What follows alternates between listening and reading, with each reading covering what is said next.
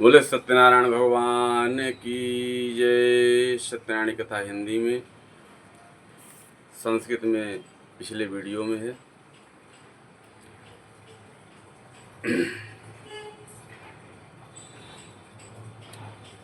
श्री व्यासवाचो।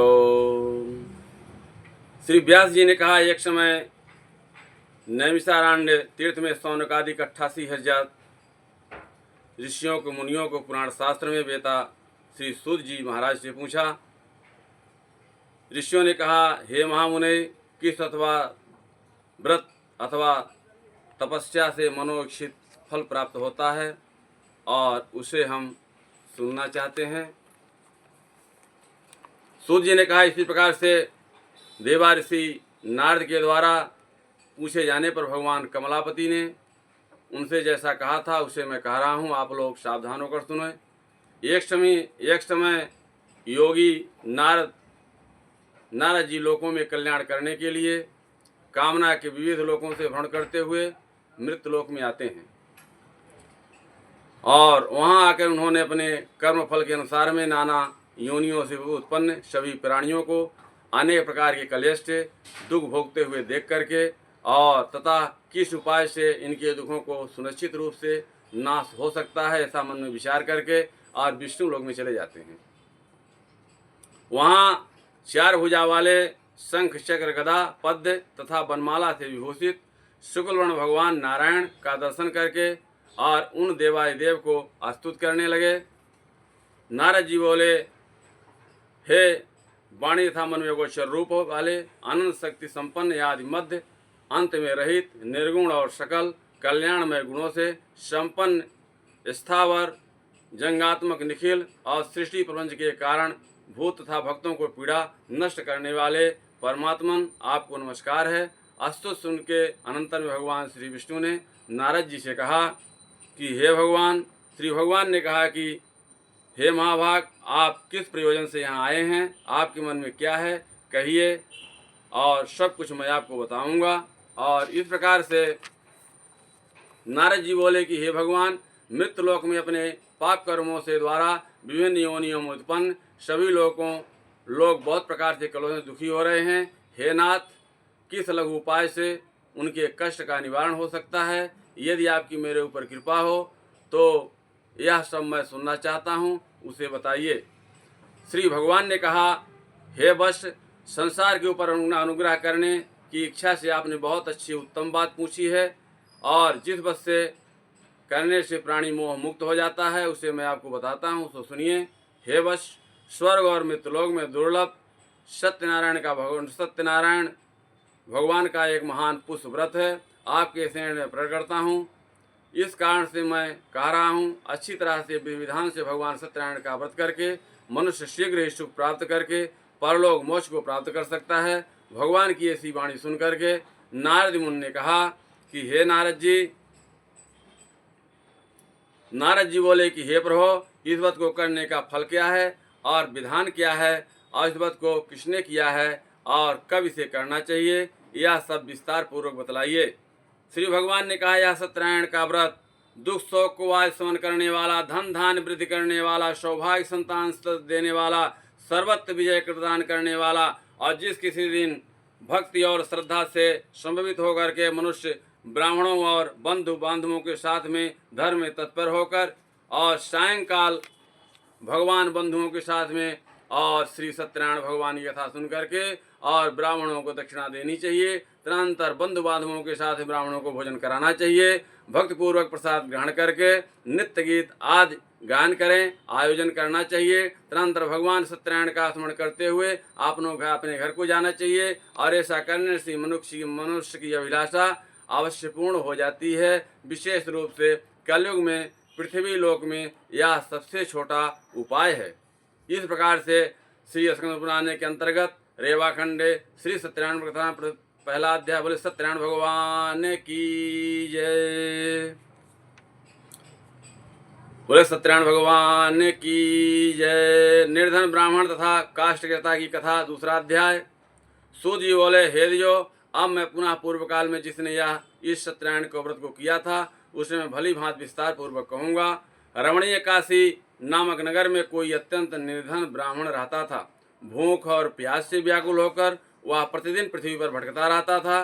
ब्राह्मण प्रिय भगवान ने दुखी और ब्राह्मण को देख करके विद्वान भगवान रूप धारण करके उस द्विज को आदरपूर्वक पूछा कि हे विप्र, प्रतिदिन अत्यंत दुखी होकर के किस कारण से और किस लिए पृथ्वी पर भ्रमण करते हो?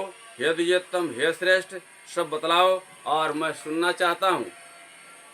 ब्राह्मण बोला, हे प्रभु, मैं दरिद्र ब्राह्मण हूँ और भिक्षा के लिए पृथ्वी पर घूम रहा हूँ, भ्रमण करता हूँ। यदि मेरी दरिद्रता दूर करने का कोई उपाय आप करते हैं तो मैं कृपा पूर्वक बतलाइए। विद्वानवाचो, उनका उत्तम व्रत एवं पूजन करो, जिसके करने से मनुष्य सब दुखों से मुक्त हो जाते हैं और फल देने वाला। हे विप्र, तुम यत्न पूर्वक कह करके विद्वान रूपी भगवान सत्यनारायण वहीं पर अंतर ध्यान हो गए। विद्वान भगवान ने जैसा कहा है उस व्रत को अच्छी तरह से वैसे ही करूँगा, यह सोचते हुए उस ब्राह्मण को रात को निद्रा नहीं आई। तदनंतर प्रातः काल उठकर सत्यनारायण का व्रत करूँगा, ऐसा संकल्प करके वह ब्राह्मण भिक्षा के लिए चल पड़ा। उस दिन ब्राह्मण को भिक्षा के लिए बहुत सा धन प्राप्त हुआ और उसी धन से उसने उत्तम बंधुओं बांधवों के साथ में भगवान सत्यनारायण का व्रत किया और इस व्रत के प्रभाव से उस श्रेष्ठ ब्राह्मण सभी दुखों से मुक्त होकर और समस्त संपत्तियों से संपन्न हो गया। और उस दिन को लेकर प्रत्येक महीने उसने व्रत किया। इस व्रत के प्रभाव से भगवान सत्यनारायण के इस व्रत को करके वह श्रेष्ठ ब्राह्मण सभी पापों से मुक्त हो गया और उसने दुर्लभ मोक्ष प्राप्त किया। हे विप्र, पृथ्वी पर जब भी कोई मनुष्य श्री सत्यनारायण का व्रत करेगा और उसी समय उसके समस्त दुख नष्ट हो जाएंगे। हे ब्राह्मणों, इस प्रकार से भगवान सत्यनारायण ने महात्मा नारद जी से जो कुछ कहा, मैंने यह सब आपको लोगों को कह दिया। आगे अब क्या कहूँ? ऐसा सुन करके मुने इस प्रकार से पृथ्वी पर ब्राह्मणों ने सुन करते व्रत को किसने किया और हम वह सब सुनना चाहते हैं और उस व्रत का हमारी श्रद्धा हो रही है और आप हमको सुनाइए। सूत जी बोले, मुनियों ने पृथ्वी पर व्रत को किसने किया? आप लोग सुने। एक बार वह द्विजोत्तम श्रेष्ठ अपने धन संपत्ति के अनुसार बंधु बांधवों तथा परिवारजनों के साथ में व्रत करने के लिए उद्गम हुआ और इसी बीच एक लकड़हारा वहाँ आया और लकड़ी बाहर रख करके वह ब्राह्मण के घर गया। प्यास से व्याकुल वह उस ब्राह्मण को व्रती देखकर और प्रणाम करके उसने बोला, हे प्रभु, आप क्या कर रहे हैं? इसके करने से किस फल की प्राप्ति होती है? विस्तार पूर्वक मुझसे कहिए। विप्र ने कहा, यह सत्यनारायण का व्रत जो सभी मनोरथों को प्रदान करने वाला और उसी के प्रभाव से मुझे सब महान धन धान्य आदि प्राप्त हुआ है। जल पीकर प्रसाद ग्रहण करके नगर को चला गया। सत्यनारायण देव के लिए मन में ऐसा सोचने लगा कि आज लकड़ी बेचने से जो धन प्राप्त होगा उसी धन से सत्यनारायण भगवान का श्रेष्ठ व्रत करूंगा। इस प्रकार मन में चिंतित करता हुआ लकड़ी को मस्तक पर रख करके, सिर पर रख करके और सुंदर नगर में गया जहाँ संपन्न लोग रहते हैं, यानी धनवान लोग रहते हैं। और उस दिन लकड़ियों के दुगने दाम प्राप्त होते हैं और वह प्रसन्न होकर हृदय में पक्के केले, फल, शर्करा, दूध, गेहूं का आटा सवाई मात्रा लेकर के अपने घर आया। तत्पश्चात उसने अपने बंधुओं को बुलाकर विधि विधान से भगवान सत्यनारायण का व्रत किया और व्रत के प्रभाव से वह धनों पुत्रों में संपन्न हो गया। इस लोक में सुख भोग कर अनेक सुखों को भोग करके अंत में सत्यपुर वैकुंठ लोक को चला गया। और इस प्रकार से श्री हरिवंश पुराणे रेवाखंडे सत्यनारायण व्रताम अयोध्या बोले सत्यनारायण भगवान की जय। राजा उल्कामुख साधु माणिक्य लीलावती कलावती की कथा, तीसरा अध्याय। बोले सत्यनारायण भगवान की जय। श्री सूत जी बोले कि हे मुनियों, अब मैं पुनः आगे कथा कहता हूँ, आप लोग सुने। प्राचीन काल में उल्कामुख नाम का एक राजा था। जितेंद्रियों में सत्यवादी था, अत्यंत बुद्धिमान था। वह विद्वान राजा प्रतिदिन देवालय में जाता और ब्राह्मणों को दान देकर संतुष्ट करता। कमल के समान मुख वाली उसकी धर्मपत्नीशील, विनय और सौंदर्य आदि गुणों से संपन्न तथा पति परायण थी। राजा एक दिन अपनी धर्मपत्नी के साथ में भद्रश्री नदी के तट पर श्री सत्यनारायण का व्रत कर रहा था। उसी समय व्यापार के लिए अनेक प्रकार के पुष्प धनराशि संपन्न एक साधु वाणिक वहाँ आया और भद्रशिला नदी के तट पर नाव को स्थापित कर दिया और वह राजा के समीप गया और राजा को उस वस्त से दीक्षित देख करके विनय पूर्वक कहने लगा। साधु ने कहा, हे राजन, आप भक्तियुक्त चित्त में क्या कर रहे हैं, कृपया करके बतलाइए और इस समय मैं सुनना चाहता हूँ। राजा बोले, हे साधो, पुत्र आदि की प्राप्ति की कामना से अपने बंधु बांधवों के साथ में मैं अतुच तेज संपन्न भगवान विष्णु व्रत एवं पूजन कर रहा हूँ। राजा की बात सुनकर के साधु ने आदरपूर्वक कहा कि हे राजन, इस विषय में आप मुझे सब कुछ विस्तार से बतलाइए और आपके कथानुसार मैं इस व्रत का पूजन करूँगा। मुझे संतान नहीं है और इससे अवश्य ही संतान प्राप्त होगी। ऐसा विचार करके और व्यापार से निवृत्त होकर आनंद पूर्वक अपने घर को आया और उसने अपनी भार्या के संतान प्रदान करने था इस व्रत को विस्तार पूर्वक बताया। और जब मुझे संतान की प्राप्ति होगी तो तब मैं इस व्रत को करूँगा। इस प्रकार से उसे साधु ने अपनी भार्या लीलावती से कहा। एक दिन उसकी लीलावती नामक सती साध्वी भार्या और पति के साथ में आनंद चित्त से ऋतुकालीन धर्माचरण से पवित्र हुई और भगवान सत्यनारायण की कृपा से उसकी वह भार्या गर्भिणी हुई और 10वें महीने से उसने कन्या रत्न की उत्पत्ति हुई और वह शुक्ल पक्ष में चंद्रमा की भांति दिन पर दिन बढ़ने लगी। उस कन्या का नाम कलावती यह नाम रखा गया। इसके बाद एक दिन लीलावती ने अपने स्वामी मधुर वचन वाणी से कहा, आप पूर्व में संकल्पित श्री सत्यनारायण का व्रत को क्यों नहीं कर रही हैं? साधु बोला, हे प्रिय, इसमें कन्या के विवाह के समय व्रत करूँगा। इस प्रकार से अपनी पत्नी भली भांत आश्वस्त कर और वह व्यापार करने के लिए नगर को चला गया। इधर कन्या कलावती पिता के घर में बढ़ने लगी। तदनंतर धर्मज्ञ साधु ने नगर में सखियों के साथ क्रीड़ा करती हुई अपनी कन्या को विवाह योग्य देख करके और आपस में मंत्रणा करके कन्या के विवाह के लिए श्रेष्ठ वर खोजो, ऐसा वर करो, ऐसा दूतों से कहकर शीघ्र ही उसे भेज दिया और उनकी आज्ञा प्राप्त करके दूत कांचन नगर नामक में गया और वहाँ से एक वाणिक पुत्र लाया। उस दिन साधु ने उस वाणिक को पुत्र को सुंदर गुणों से संपन्न देखकर और अपनी जाति लोगों के बंधु सहित संतुष्ट होकर के और विधि विधान से वाणिक के पुत्र के हाथ में कन्या दान कर दिया। उस समय वह साधु वाणिक के दुर्भाग्यवश भगवान का उत्तम व्रत स्मरण नहीं कर पाया और पूर्व संकल्प के अनुसार विवाह के समय व्रत न करने के कारण भगवान उसके ऊपर रुष्ट हो गए और कुछ समय के पश्चात अपने व्यापार कर्म से कुशल वह साधु वाणिक काल की प्रेरणा से अपने दामाद के साथ व्यापार करने के लिए समुद्र के समीप स्थित रत्नसारपुर नामक सुंदर नगर में गया और उसने श्री संपन्न दामाद के साथ वहाँ व्यापार करने लगा। तत्पश्चात दोनों राजा चंद्रगुप्त के रमणीय नगर में गए। उसी समय भगवान श्री सत्यनारायण ने उसे भ्रष्ट प्रतिज्ञा देख करके और उसे दारुण दुख, महान दुख प्राप्त होगा, ऐसा श्राप दे दिया। एक दिन वह चोर राजा चंद्रगुप्त को धन चुरा करके और वहीं आया जहाँ दोनों वाणिक स्थित थे और वहाँ अपने पीछे दौड़ते हुए दूतों को देखकर भयचित धन छोड़ करके शीघ्र ही छिप गया। इसके बाद राजा के दूत वहाँ आए जहाँ साधु वाणिक था और वहाँ राजा के धन को देख करके दूत उन दूतों को वाणिक पुत्रों बांध कर के ले गए। हर से दौड़ते हुए राजा से बोले, हम 2 चोर पकड़ के लाए हैं, आप सोच कर आज्ञा कीजिए। और राजा की आज्ञा दोनों शीघ्र ही दृढ़तापूर्वक बांधकर बिना विचार किए महान कारागार में डाल दिए गए। भगवान सत्यदेव की माया से किसी ने उन दोनों की बात नहीं सुनी और राजा चंद्रकेतु ने उन दोनों का धन भी ले लिया।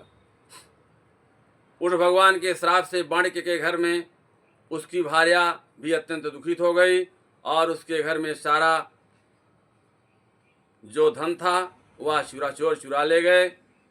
लीलावती शारीरिक मानसिक पीड़ाओं से युक्त भूख प्यास अन्न चिंता दर दर भटकने लगी। कलावती कन्या भोजन के लिए इधर उधर प्रतिदिन घूमने लगी। एक दिन क्षुधा से पीड़ित होकर के कलावती एक ब्राह्मणी घर में जाती है और वहां जाकर उसने श्री सत्यनारायण का व्रत पूजन देखा। वहां बैठकर कथा सुनी। उसने वरदान मांगा। तदनंतर प्रसाद ग्रहण करके वह कुछ रात होने पर घर गई। माता कलावती ने कन्या से प्रेम पूर्वक पूछा, पुत्री रात में तू कहाँ रुकी थी और तुम्हारे मन में क्या है? और कलावती कन्या ने तुरंत माता से कहा कि माँ, मैंने एक ब्राह्मण घर में मनोरथ प्रदान करने वाला व्रत देखा। कन्या की उस बात को सुनकर के वाणिक की भार्या व्रत करने में उद्गम हुई और प्रसन्न मन से उसने साध्वी बंधुओं बांधवों के साथ में श्री सत्यनारायण का व्रत किया और इस प्रकार से प्रार्थना की कि हे भगवान, आप हमारे पति और जमाई का अपराध क्षमा करें और वे दोनों अपने घर शीघ्र आ जाएं। इस वजह से भगवान सत्यनारायण पुनः संतुष्ट हो गए और उन्होंने नृपश्रेष्ठ चंद्रकोत को स्वप्न दिखाया और स्वप्न में कहा, हे नृपश्रेष्ठ, तुम प्रातःकाल दोनों वाणिकों को छोड़ दो और सारा धन भी दे दो जो तुमने उनसे इस समय ले लिया है, अन्यथा राज धन एवं पुत्र सहित नहीं मैं तुम्हारा सर्वनाश कर दूंगा। राजा से स्वप्न में ऐसा कहकर भगवान सत्यनारायण अंतर ध्यान हो गए। इसके अनंतर में प्रातःकाल राजा ने अपने सभासदों के साथ में सभा के मध्य में बैठ करके और अपना स्वप्न बताया और कहा कि दोनों बंदियों को वाणिक पुत्रों से शीघ्र ही मुक्त कर दो।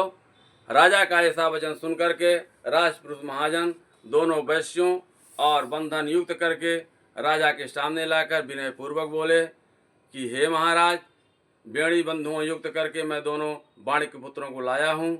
और इसके बाद दोनों महाजनों वाणिक पुत्र नृपश्रेष्ठ चंद्रगुप्त को प्रणाम करके अपने पूर्व वृत्तांत स्मरण करके भी भय से व्याकुल हो गए और कुछ बोल ना सके।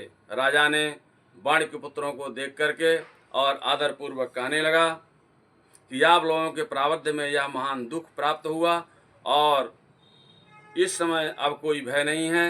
ऐसा कह करके उनकी बेड़ियाँ निकलवा करके छौर मुंडन करवाया, वस्त्र आभूषण दे करके उनका दिल बहलाया। जो उनको धन ले लिए गए थे उनको दुगने धन करके दे दिए गए और बोले आप लोग। राजा ने पुनः उनसे कहा, हे साधो, अब आप अपने घर जा सकते हैं। राजा को प्रणाम करके आपकी कृपा से हम घर जा रहे हैं। ऐसा कहकर उन दोनों महावैश्यों ने अपने घर के लिए प्रस्थान किए। इस श्री पुराणे रेवाखंडे श्री सत्यनारायण व्रतकथा तृतीय अध्याय। सत्यनारायण भगवान की जय। बोले सत्यनारायण भगवान की जय। असत्य भाषण तथा भगवान के प्रसाद की अवहेलना का परिणाम। सत्यनारायण कथा का चौथा अध्याय। सूत जी बोले, साधु वाणिक मंगल शरण करके और ब्राह्मणों को धन देकर अपने नगर को चल पड़ा। साधु ने कुछ दूर जाने पर भगवान सत्यनारायण की और उनकी सत्यता की परीक्षा के विषय में जिज्ञासा हुई। साधो, तुम्हारी नाव में क्या भरा है? तब धन से मद से चूर दोनों महाजनों ने अवहेलना पूर्वक हंसते हुए कहा, हे दंडनी, क्यों पूछते हो? क्या तुम द्रव्य लेना चाहते हो? हमारा धन चुराना चाहते हो? क्यों पूछ रहे हो? हमारी नौका में